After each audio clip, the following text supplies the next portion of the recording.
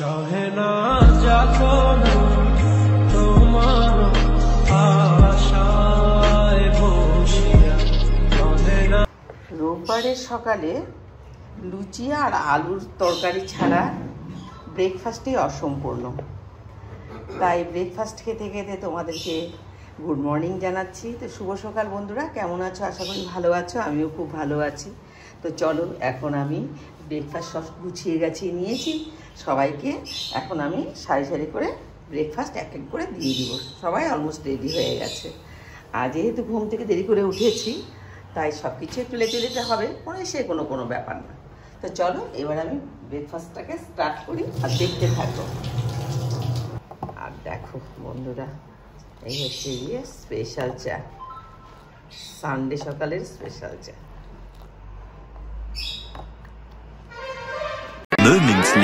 প্রচণ্ড বৃষ্টি হওয়াতে ফুল গাছে একদম জল দিইনি বন্ধুরা। আর দেখো, এই গাছটাতে অনেক অনেক ফুল ফুটেছে আর ভীষণ ভালো লেগেছে। তো এই দেখো, আর বেল ফুল অনেক ফুটেছিল, সেগুলো তো সব ঝরে পড়ে গেছে। আর এখন আমি এই গাছটাকেও লাগানোর চেষ্টা করছি।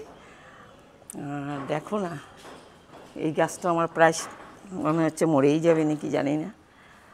তো এই হচ্ছে, ছাদে খুব ভালো লাগে দেখতে ফুল, কিন্তু এত কষ্ট যে নিজে কি করে এত ফুল করাবো। তাই আমি যে ওকে দিয়ে ফুল গাছটাকে আমি এখন ওকে ঠিকঠাক করাচ্ছি। আর অ্যালোভেরা দেখো প্রচুর হয়েছে, যদি কারো লাগে এসে নিয়ে যেতে পারো। প্রচুর প্রচুর হয়েছে। Later that night, এখানে হচ্ছে গিয়ে ডাল, আর এখানে হচ্ছে গিয়ে প্লেন রাইস। দেখো ধোঁয়া উঠছে। এখানে রাত্রিবেলা আলু ভাজা করা হয়েছে, কিন্তু এখানেই শেষ না, আরও যতটা করেছে তার থেকে আরও ডবল করতে হবে। তো দেরি হয়ে গেছে বলে কিছুটা করা হয়েছে। এগুলো গিয়ে প্লেন রাইস। আজকে একটু দেরিও হয়ে গেছে, অসুবিধা কোনো ব্যাপার নেই। ধোঁয়া উঠছে। আর এখানে হচ্ছে গিয়ে মসুর ডাল পেঁয়াজ দিয়ে, এটা হচ্ছে গিয়ে চিকেন। আর একদম শুকনো শুকনো হবে না, এটা একটু গ্রেভি গ্রেভি হবে, সঙ্গে আলুটা দিয়ে করা হবে। তো রাত্রের মেনু এটাই। আর দিনের বেলা তো জানোই বন্ধুরা, মটন হয়েছিল। আমি দিনের বেলায় চিকেনটাকে বের করে রেখে দিয়েছিলাম ফ্রিজ থেকে, রাত্রে হবে বলে। তো দিদি রান্না করছে। যেটা হবে সেটা হলো গিয়ে বন্ধুরা, এখানে আমি 4টে পটল রেখেছি, সেটা ভাজা হবে। আর একটু ঝিঙা ছেচকিও হবে, কারণ যে চিকেন খাবে না, আর চিকেন আমিও তো খাবো না, আমাদের দুজনের জন্যে এই যে ঝিঙা ছেচকি দিয়ে হয়ে যাবে। আর পটল 4টা ভাজা করে নেব। তো এটাই হচ্ছে গিয়ে রাত্রের মেনু।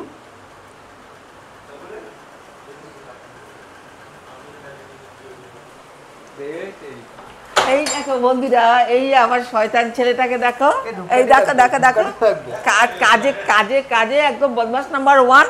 সকালবেলা ঘুম থেকে দেরি করে উঠবে, কার কোনো হেল্প করবে না, আর বলবে কি, মা তুমি জানো তাই খাবো, যদি পছন্দ না হয় খাবো না, অল্প ভাত খাবো। এই দেখো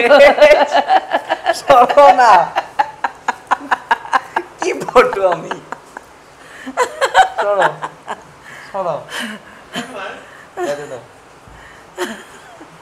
বৃষ্টি আসাতে মনে হচ্ছে কি সেই শীতের দিন আবার চলে আসছে, জানো তো। কিন্তু এই আনন্দটা যার বেশি দিন থাকছে না, আর খুব ঠান্ডা ঠান্ডা লাগছে। এই দেখো বন্ধুরা, আমাদের ফ্যান ট্যান সব অফ।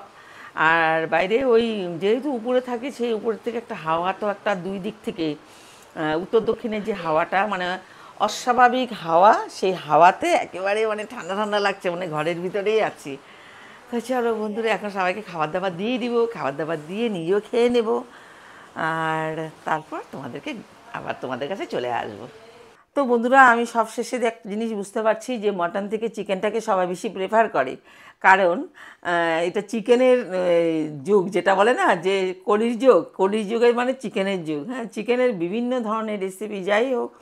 তো চিকেনটাই হয়েছিল, সবাই ভালো করে খেয়েও নিয়েছে। আমি ভেবেছিলাম যে আগামীকালকে 4-5 জন হয়তো খেতে পারবে, কিন্তু এরা এতটা খেয়েছে, খেয়ে একদম বাটি ভর্তি ভর্তি করে দিয়েছি, খেয়েও নিয়েছে, আবার চেয়েছে, আবারও দিয়েছি।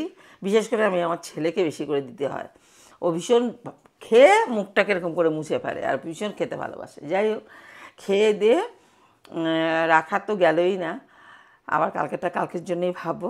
সমস্ত সবাইকে খাইয়ে দিয়ে, নিজেও খেয়ে দিয়ে একদম সরাসরি বেডরুমে চলে এসেছি। আর প্রতিদিন রাত্রেবেলা ছেলে না নিজে শুয়ে শুয়ে মোবাইল দেখতে থাকবে আর আমার পিছনে খালি পিএনপিসি করতে থাকবে, বুঝলে?